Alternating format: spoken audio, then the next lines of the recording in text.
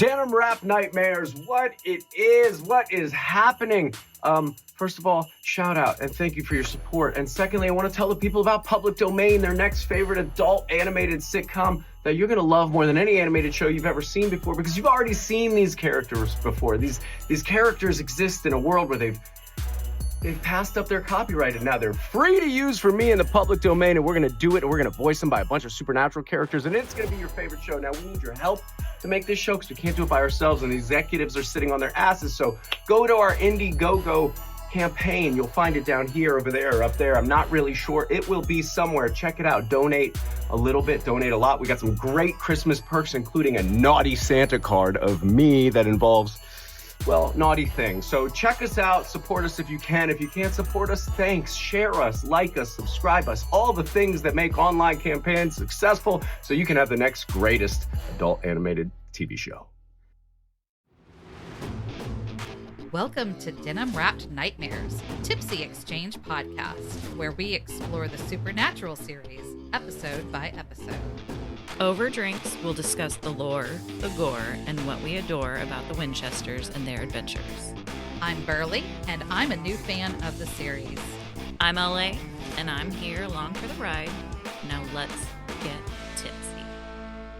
Hello, LA. Hey, Berly. We just watched House of the Holy.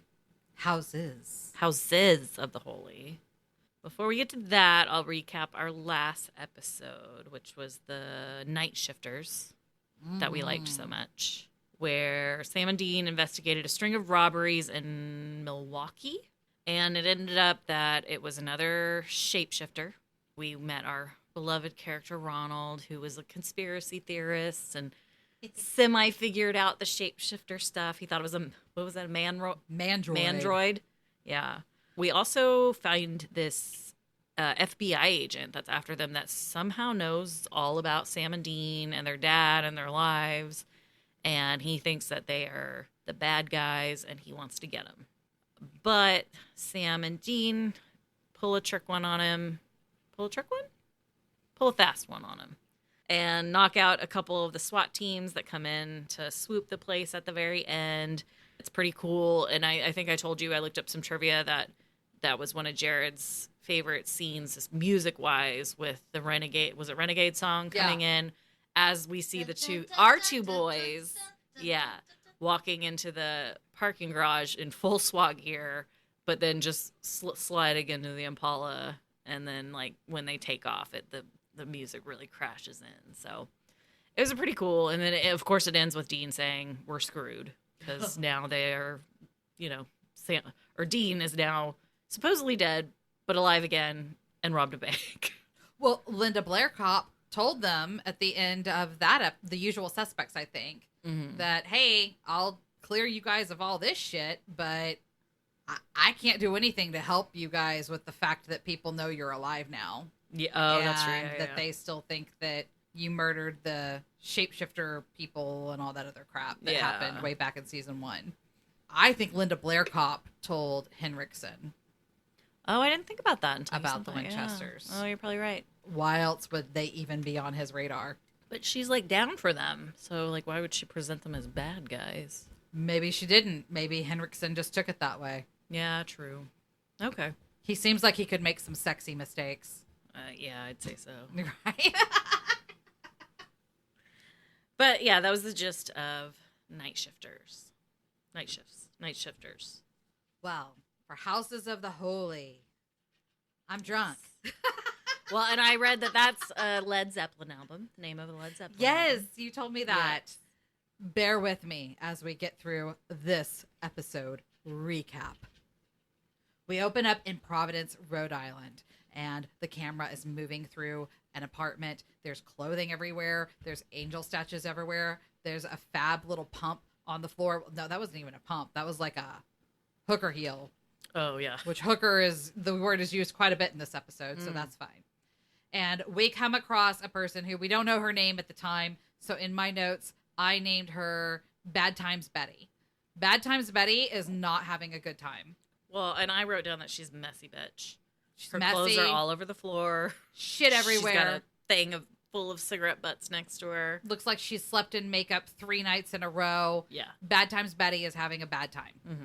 She's watching television, smoking cigarettes, like an inch of ash hanging off her cigarette. And this Jim Beaver wannabe is on TV preaching. Baker. You know who I was thinking of? The actor who plays Bobby. Oh, yeah? That's Jim Beaver. That's funny. Jim Baker. This Jim Baker wannabe is on TV preaching. She rolls her eyes, turns off the TV. It's like, fuck this. But then the TV says, no, bitch, you're going to listen. And Jim Baker comes on and is rather insistent about, you got to be good, and blah, blah, blah. And then all of a sudden there's this white light at the end of Bad Time Betty's hall. And she's staring into it. She's got some beautiful eyes once we actually get some light in there. And then it cuts away. We don't see what happened to Bad Time Betty. She just is mouthing, oh my God, into the light. Bad Time Betty's name is Mimi. It's Gloria. Oh my God. I swear on the subtitles it said Mimi, and that's why I put Mimi. Where did you get Mimi? I swear. We have to go back and look at that because I swear it said Mimi. Oh my God. I wouldn't have made that up. Where would I have even come up with that? I'm telling you, those subtitles said Mimi. And how dare you subtitles get it wrong? I rely on you. Ugh. All right, Gloria, you're right, because Sam calls her Gloria. All right. Rest R.I.P. Mimi. I don't know where I dreamt you up. So we cut to a psych ward, and we see Sam in white scrubs looking scrumptious, and he's walking in to talk to Bad Time Betty, who's no longer having a bad time. She's cleaned up. She looks happy, content. She had a blowout. Yeah.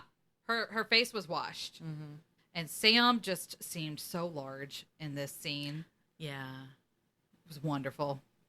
It's like a strong oak tree. Yes. That chair and the radiator just added to the proportions and the dimensions of understanding just how big this man is. Sam, the attending, was nice to look at. Oh, yeah. Those white scrubs did him well. They were working for him. And she said, you're not my usual guy. And he said, oh, I'm just filling in. Sam Winchester could fill me in anytime. All right. He sits down to talk to Bad Time Betty and lets her know that he'd like to know what she saw. And she tells him that what she saw was an angel. The angel spoke the word to her, and apparently the word was murder. Because I wrote down, angels give the okay to kill now? Yeah, apparently. That's happening now? Apparently, that was the word, was murder. Bad Time Betty said that the angel just kind of told her to wait for a sign and she'd know what to do. And the second she saw her victim, she knew he was a bad guy and she had to take him out. Which, creepy. Yeah. Then we cut to the hotel room, Holiday Inn, and Dean is chilling, relaxing, all cool, with some magic fingers on the bed. No, what did it say? It said, I wrote it down, hold on. He had the quarter machine for the tingling relaxation. You wrote down the whole thing? Tingling relaxation and no, God damn it. The tingling relaxation and ease magic fingers. Which is what I saw was basically the bed vibrating. Yeah. For him, and he was into it. Sam even commented when he came in the room, you're enjoying it a little too much and it's making me uncomfortable while they were having a conversation. Which then he proceeded to ask Sam if he had any more quarters, even though he knew it made him uncomfortable. Hey, it felt good. Yeah. All right? It felt good. Sam is in the motel room and not out staking this crime, whatever you want to call it, with Sam, because he's having to lay low since he is apparently the only one on the news for having had a part in the bank robbery in Night Shifter, which I thought was interesting that Sam wasn't included in that because Henriksen apparently knows all about Sam and Dean. So he wants Dean. Why he really wants Dean. Yeah. They all do. Apparently, that's this whole show. That's what you told me. The name of the show is Everybody Wants to Fuck Dean, in my opinion. We'll get more into that as we move along. Dean refers to Gloria, a.k.a. Bad Time Betty, as Crazy Hooker. Real nice. Real nice. You It was could real call her a nice. sex worker. Which who knows if that's even what she was doing. But it turns True. out that Bad Time Betty, she was actually the second person in this town to kill someone, claiming that an angel told them to do so.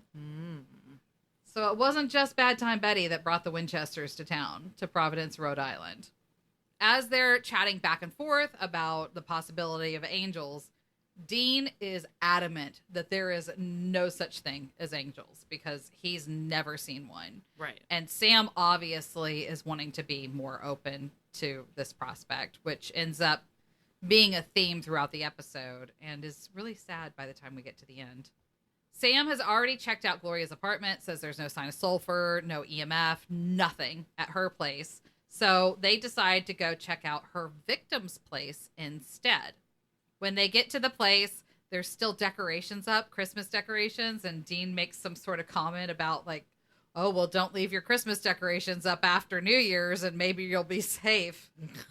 Which made me think of, what was that movie with Sybil Shepherd where she was like a mom and she was murdering people for doing Serial Mom? Serial Mom. I Yeah. love that movie. Oh my god. My brother and I, when we were younger, we used to joke that was our mom, like our mom. Like she was killing people for wearing white after Labor Day, Yeah. and I was totally thinking, oh my god, is this a serial mom that they're Oh my after god, now? that's hilarious. As they're checking out the outside of the house to the victim, Sam says something about how Gloria had said that he was guilty to his deepest foundations. And they happened to see that there was a little, what do we call them? The storm shelter doors that led down to a basement. Yeah. So they go open that and they go inside. They're looking around and Sam sees these scratches on the wall. And as he looks closer, there's a fingernail in the scratches in the wall. Like a lady fingernail. Yeah, like a press-on or whatever. They end up digging into the basement floor and totally John Wayne Gacy style, they find a body down there. Hence, the victim, not a good guy. Right. Cut to someone I'm going to call Despondent Danny. He's sitting in his efficiency apartment on his bed. There's bottles everywhere. He's drinking. His piece of shit apartment. It's filthy. Danny is not doing well. Okay. We got Bad Time Betty. Now we got Despondent Danny. And we see the white light again. Well, but so I don't know if we talked about this, but I remember in the beginning before Mimi / Bad Betty / Gloria / hooker. / hooker, yeah. What was it? Crazy properly, hooker. Crazy hooker / crazy yeah. hooker. There was like an earthquake. Like her whole apartment started shaking before she saw the angel. Like the Magic Fingers bed. Oh. There's a theme. But I remember being like, get in a doorway, bitch. Like she's just standing there. I'm like, clearly she hasn't been in an earthquake. I haven't either, but I know what to do. We have been in an earthquake. Remember when we were having a bunch of earthquakes here? That's true. I can hear the tissue. Remember when you're good. When we had that, because I remember texting you whenever I woke up one morning and felt like my bed was shaking, and I was like, "Did we just have an earthquake in Dallas?" Well, and I had been at work in like a big building, but we still kind of felt it a it, little. yeah. It was crazy. I mean, nothing like this. I feel like I'm being really nothing like this episode, but yeah, her place was a shaken. And so then, Depressed Danny's place was shaking Danny's too, place, because yeah. remember there were alcohol bottles shattering and all of that he's around. a mess, and he was not bothered by it either. He just was. He didn't. I don't think he even got out of bed for a little bit. I don't he was think so just either. looking around, being like, "Oh." Probably was like, "Am I drunk? Was this really happening?" So after Despondent Danny sees the white light in his apartment wherever he was. He ends up following it to a house in a suburban area and goes up to the door. And he knocks. Someone answers. Danny is just like, "Oh, hey, stab, stab, stab." And the guy's like, "Oh." He's like prison style. Yeah. And so that guy's dead. We cut back to Dean in the motel room listening to a police scanner. And he just wants some more quarters, man. Like, that's all he wants. He wants some more quarters for the Magic Fingers. Sam comes in with food, but Dean, he's got his priorities. I'm sorry if my drink is making noise in the background, listeners. Deal with it. We're past the point of me caring at this right now. In addition to food, Sam has some tea. The guy was really a bad dude.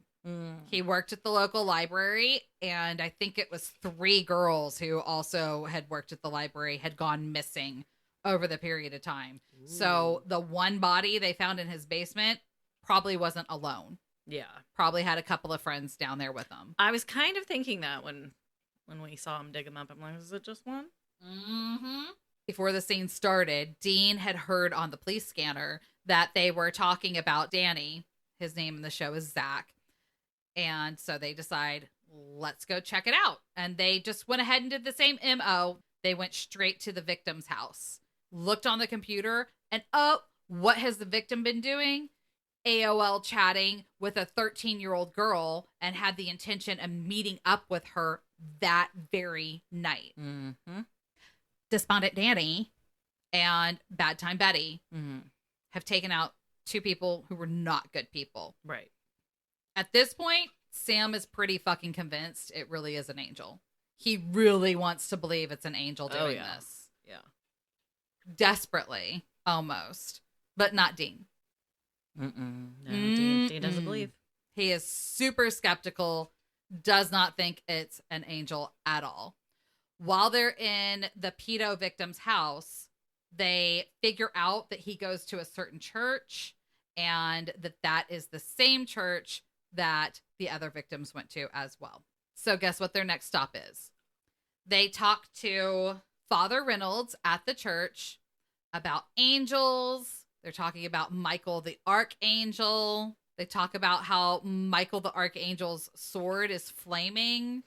I'm just thinking, what is happening? Are they really laying little Easter eggs this early? What is happening? LA has no idea why I'm laughing and cackling about all of this stuff. True. And honestly, I don't really fully understand it, but I know there's a connection here. I know there's a connection here coming in the future. It's coming. I always like to know, I wish there was a way to know if they purposely did these things, though, too. If they knew that far in advance, you know? I highly doubt it, because we're just in season 2, and Eric Kripke was only planning for it to be 5 seasons. Yeah, but he worked on it for 10 years, man. Right? Eric Kripke left after 5 seasons, I think. I think he left after the 5th season. Oh, I didn't know that. Yeah, I don't think he was the showrunner after that. Oh, I don't think you told me that. We'll have to Google it whenever we get to the 6th season.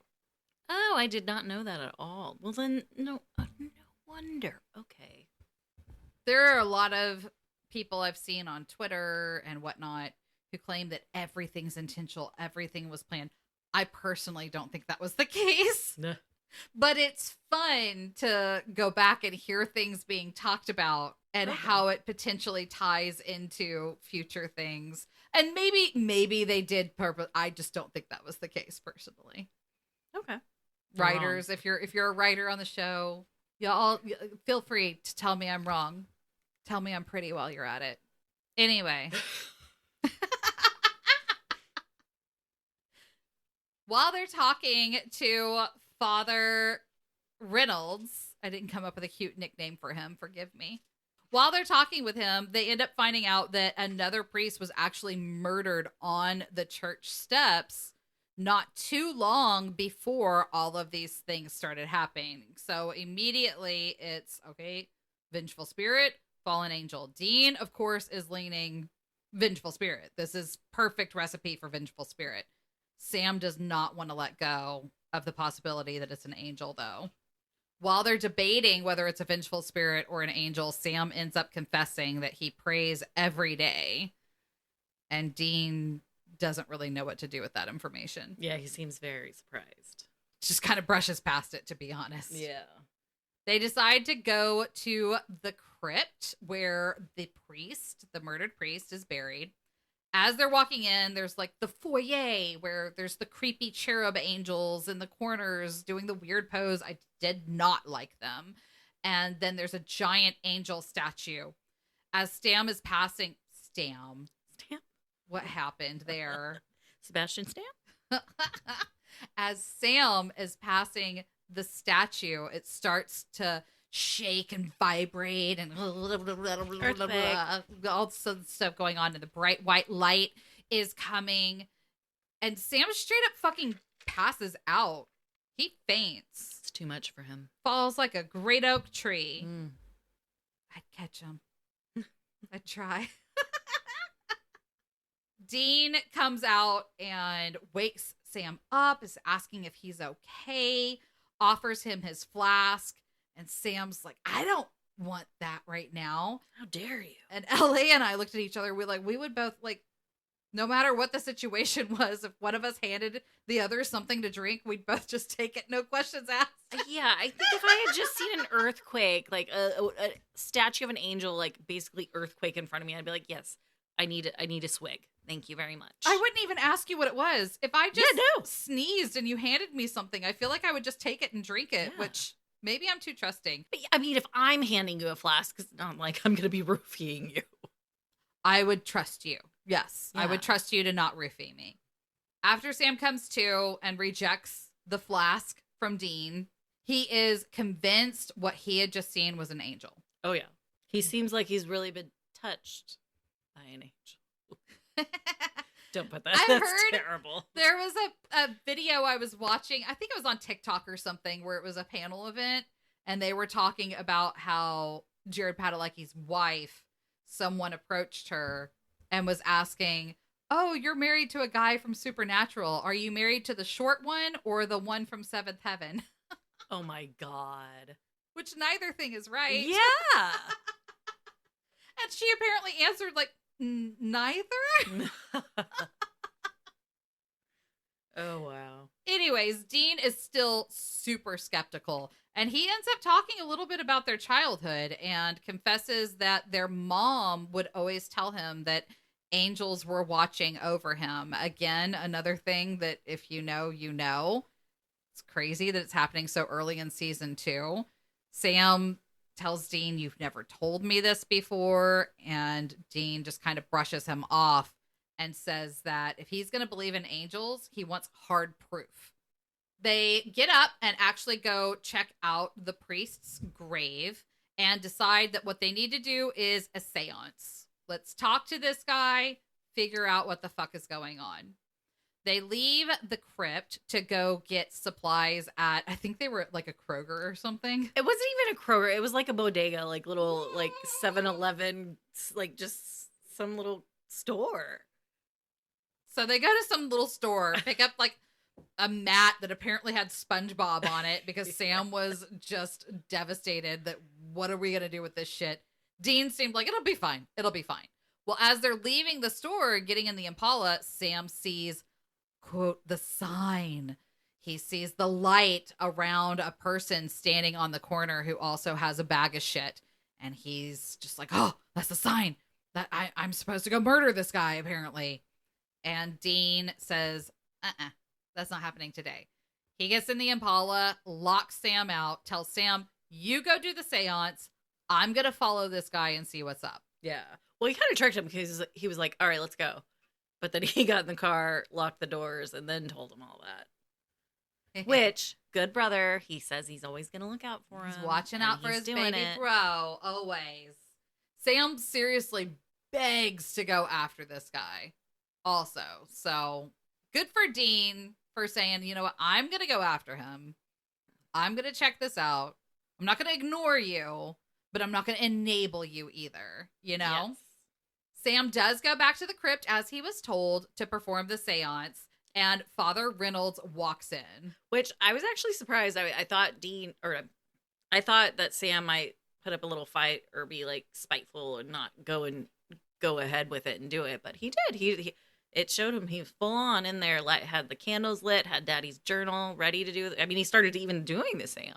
Mm-hmm. It was nice to see Daddy's journal make an appearance as well, because we haven't heard that mentioned in a while. Yeah. Father Reynolds is shooketh.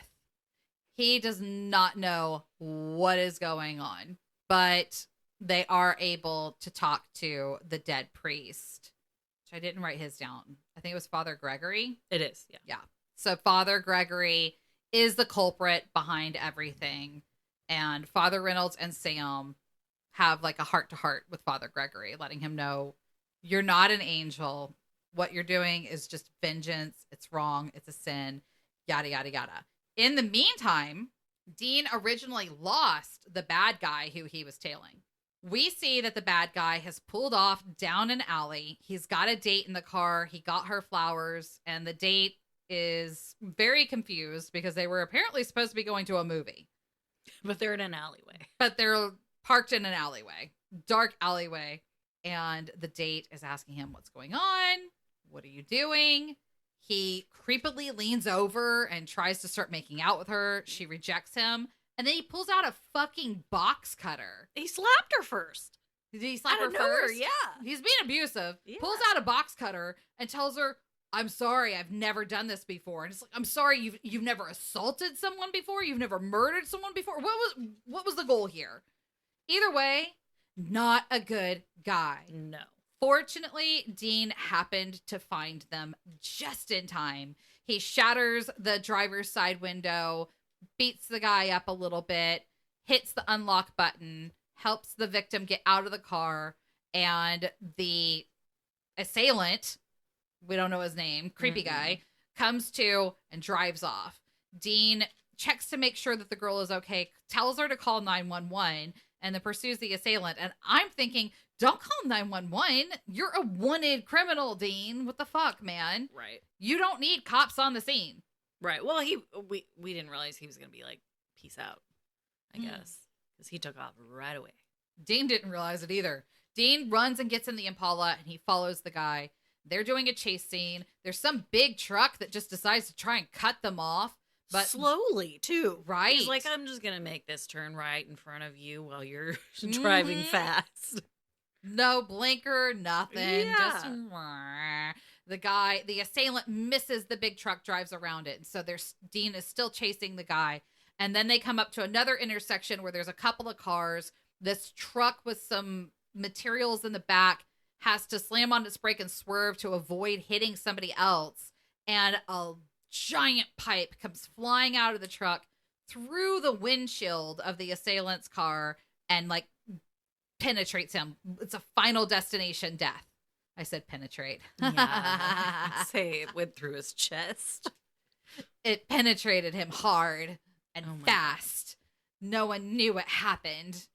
But it was totally Final Destination. If you've seen those movies, it was like a death from that. Yeah.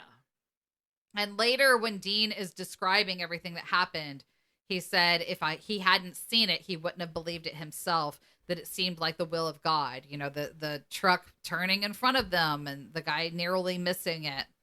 That could have killed that guy. And whenever that didn't work, something else happened that ended up killing the bad guy, this assailant, abuser, whatever you want to call him.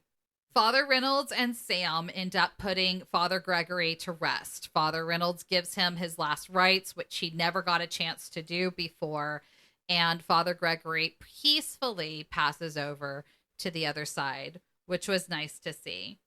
Sam is sad that it wasn't an angel. And it was so sad. He and Dean have a heart-to-heart where they're talking about it. Knocking on Heaven's Door is playing in the background. It was fucking perfect. Loved the ending of this episode. Dean explains to Sam what he had seen earlier and is basically letting Sam know you shouldn't give up the faith. Keep believing. Sam confesses to feeling like he's inherently evil and he wanted to believe in angels. He wanted to believe he can be saved. And it's just such a sad, heartwarming, but sad ending to the episode that just further solidifies the relationship between the Winchester brothers. Yeah. I know. I thought it was so sweet. Like, Dean's like, you got me. I'm looking after her. And he's like, yeah, but you're just one person. And he's like, I thought he had, God looking out for him too. And it's like that's got to be heartbreaking for Dean because it's like he thinks he's got it covered. But then at the same time, Sam, like, he, as much as he loves and appreciates his brother, he's kind of heartbroken that this belief he had is just broken. I hope that Sam accepts he's not evil. Oh, I know. One day. Because he feels like he's just bound to become this killer, terrible thing. eventually. Well, and he's like such the good guy. He's such a sweetheart. I know. He's our Sammy Sassy Pants, and we love him. That was the end of Houses of the Holy. Was this heart-to-heart between the Winchesters? Dean confessing that he saw something he can't explain that evening, and Sam confessing that he's terrified he can't be saved. I know. I'm saying that because LA is frowning at me right now. It's so sad. So let's go into adore. What did we adore about this episode? I noticed that, I mean, obviously there's always stuff with the guys, but I feel like all the motel rooms they have a similar vibe to them.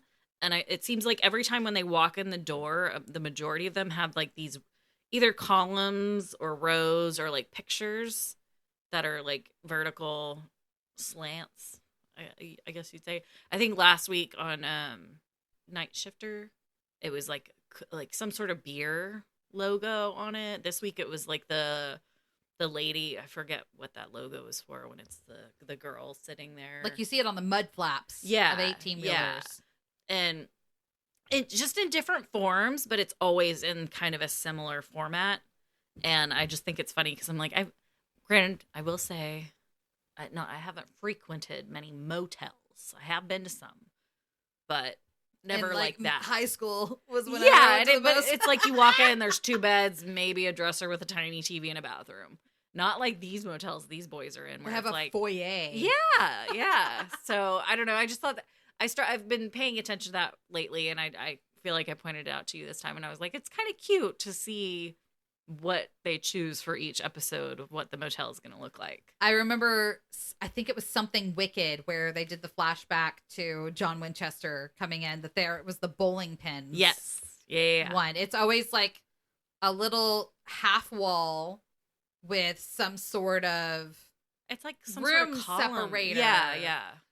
Like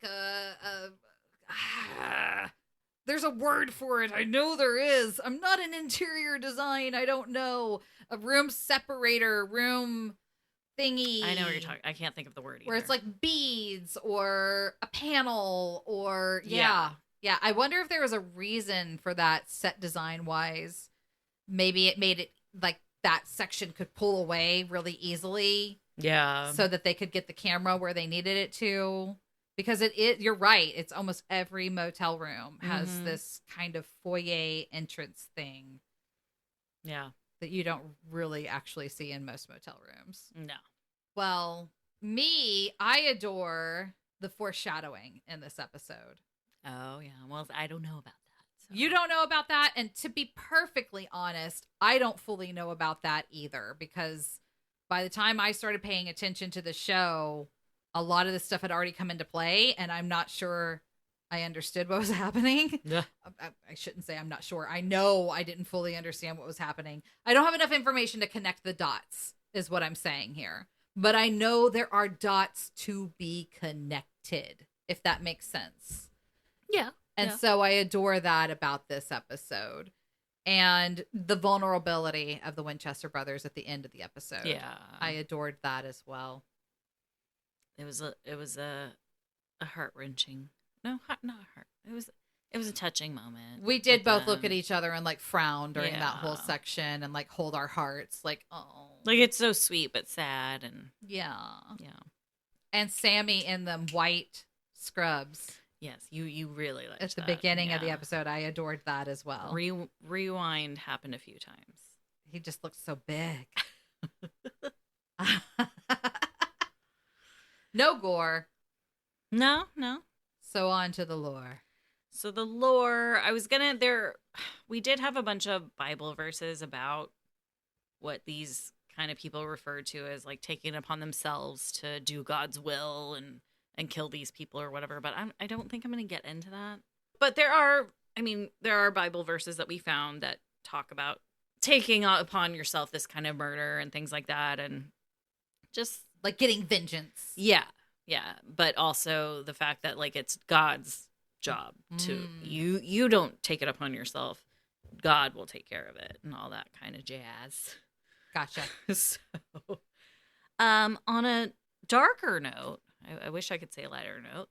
We did, well, Berly found an article from Florida, fitting, about a man who committed some murders, and he proclaimed that he was a prophet, not a serial killer.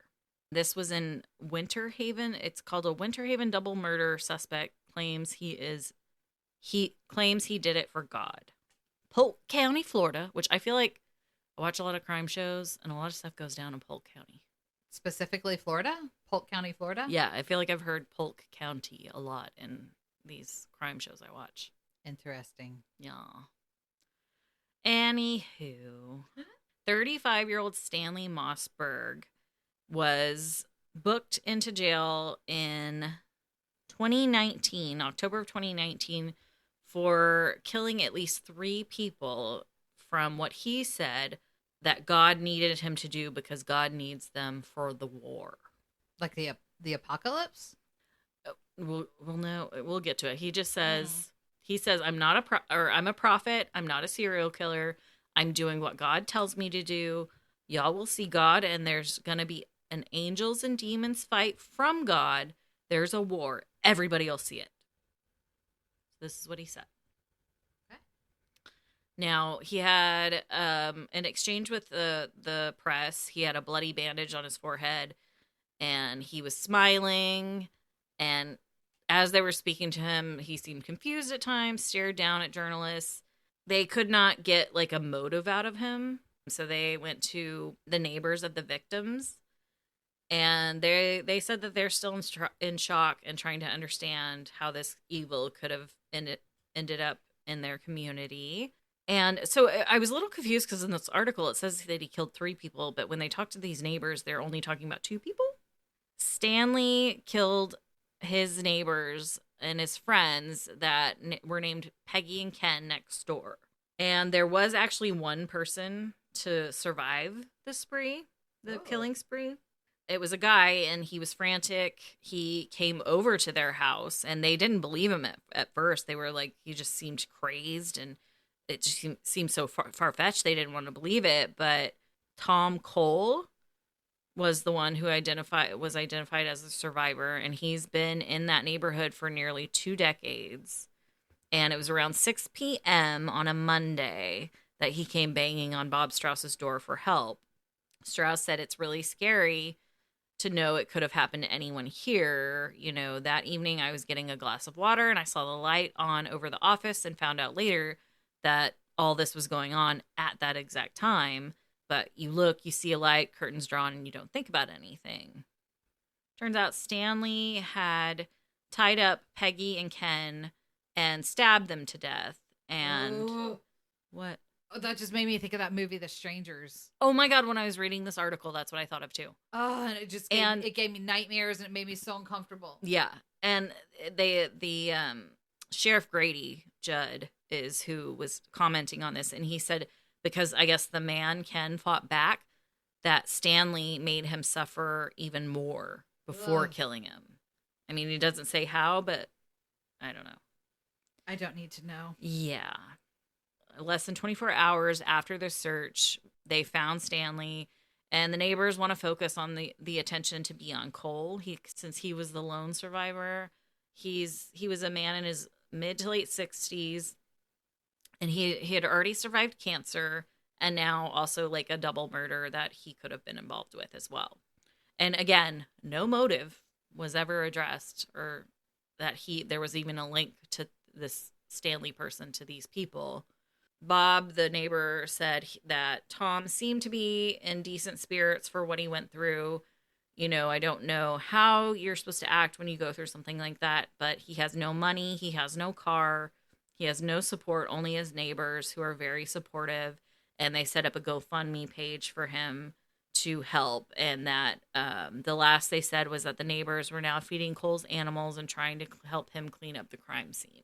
I mean, I guess there are people out there who believe they're doing God's work by murdering people, like they did in this episode. Yeah.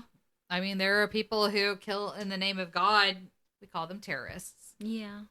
Well, to close it out, We have a quote from when Sam is first talking with Dean about the possibility of whether or not they are currently hunting an angel.